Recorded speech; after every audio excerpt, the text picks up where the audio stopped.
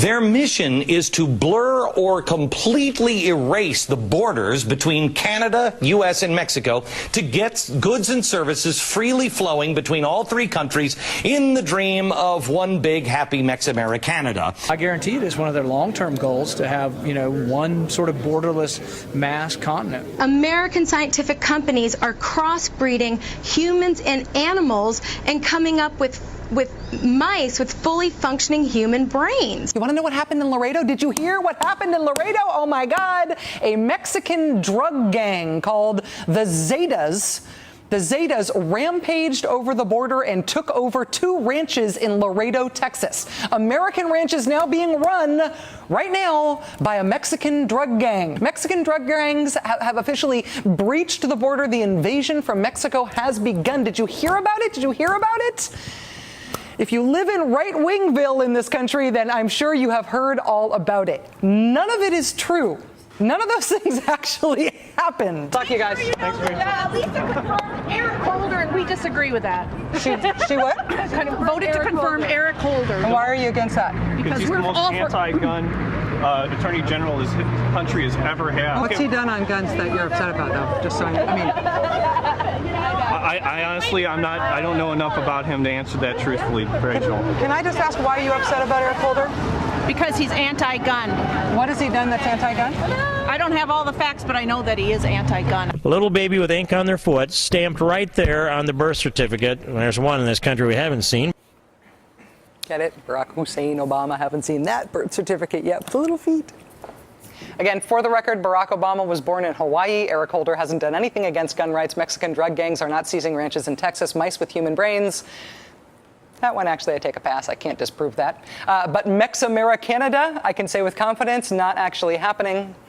This is not just about gullible people believing untrue things. It is about what's new in America about gullible people believing untrue things. There is a closed-circuit, giant, super well-funded conservative media machine that not only promotes this stuff when it is politically convenient, but they reinforce it and validate it and fend off any ability to debunk this stuff. So things that would have been disprovable myths in times past in America now become conservative truths. Things that can be easily disproven outside of conservative America can never be disproven if you live in their closed-circuit world on the right. The other thing that's new is what happened on Tuesday night. Politicians who are a product of this media culture, who raise their money for their campaigns on Fox News. The undebunkable faith-based fact horde is going to Washington. And as they get there, that becomes itself another means of validating these politically convenient, made-up things. They now put the prestige of the U.S. government, the portion of it that they control at least, behind all of this made-up stuff. Their new positions of power help to validate all of these otherwise totally disprovable things. I keep reading that Obama keeps bringing small quantities of Muslims into this country. Why can't Congress stop that? Okay, freeze frame. You're a member of Congress. You are Republican Congressman Steve King of Iowa in this case. You get asked that question by a constituent. You have not heard that specific conspiracy theory about Obama and the tiny quantities of Muslims he keeps sneaking into the nation. What do you say when confronted with this question? Here's the difference between you and the new Republican Congress. This is how Republican Congressman Steve King chose to respond to that thing he'd never heard before. I keep reading that Obama keeps bringing small quantities of Muslims into this country. Why can't Congress stop that? I don't know what the basis is of that. I wouldn't be surprised that is the real factual basis. To be clear, Steve King, a serving member of Congress, has never heard that crazy story before. He doesn't know it to be true. It has never crossed his mind before. But there he is telling a member of the public that, I wouldn't be surprised. It very well might be true. Because, sounds good.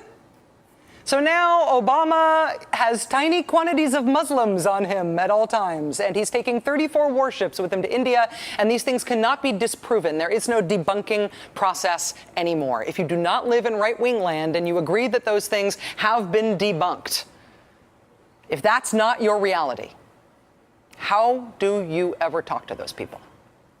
Joining us now is humorist and author of More Information Than You Require, a man who is an expert in fake facts, John Hodgman. John, it is great to see you. What are you doing? A vampire! What? Oh, no, you're not a vampire. But I never did notice that you have I Hate USA tattooed on your eyelids. I heard someone say that on television once. You know, and on television it must be.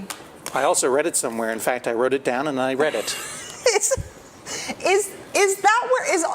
Is there a place that all this stuff comes from? Is there a somewhere? Yes, the internet. That's where it comes from. All right. Would it make you more comfortable if I put this on the internet and then it would be true? Then it would be true because it would be citable with a hyperlink. Absolutely. Well, there have always been conspiracy theories and tall tales and urban legends and that sort of thing within the political world and without. But now we have this gigantic, massive churning, rumor-mongering machine, the biggest that's ever been invented by humans.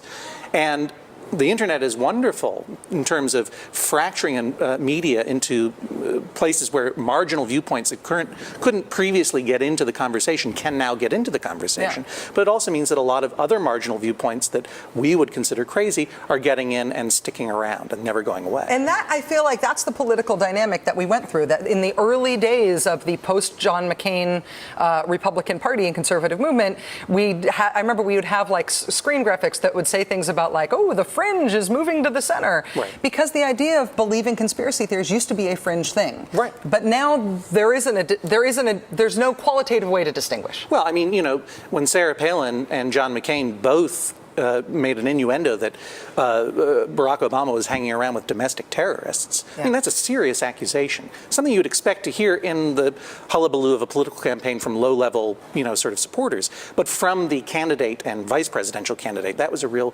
change. At least I sort of took a deep breath when that happened. Because you would want the candidate and the vice president, the presidential and vice presidential candidate to serve as, if not leaders, at least arbiters of seriousness? Is that what you want? Yeah, you want them to be filters? Because behind that innuendo is an incredibly serious assertion that the other person is a criminal. Yeah. And, you know, John McCain did not look comfortable making that. But Sarah Palin looked very comfortable, and in no way was she punished for it, obviously. Is there a way for truth to conquer fake facts? I feel like there's no way to talk to Steve King. There's no way to make that better. Yeah, I mean, well, Steve King is a perfect example.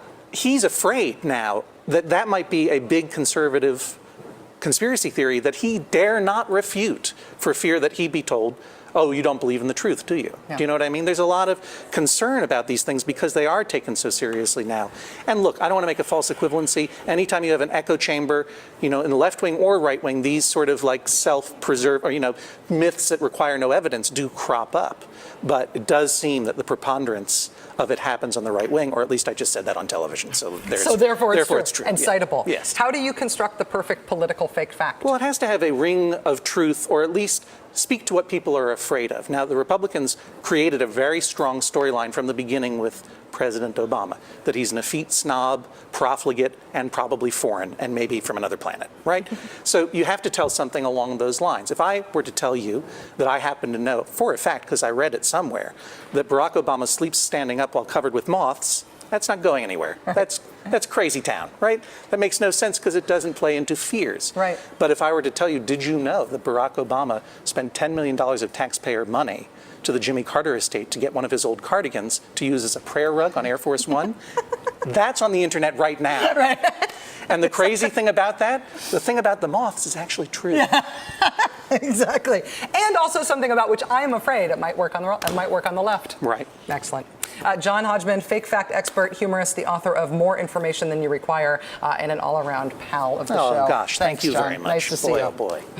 So if we learned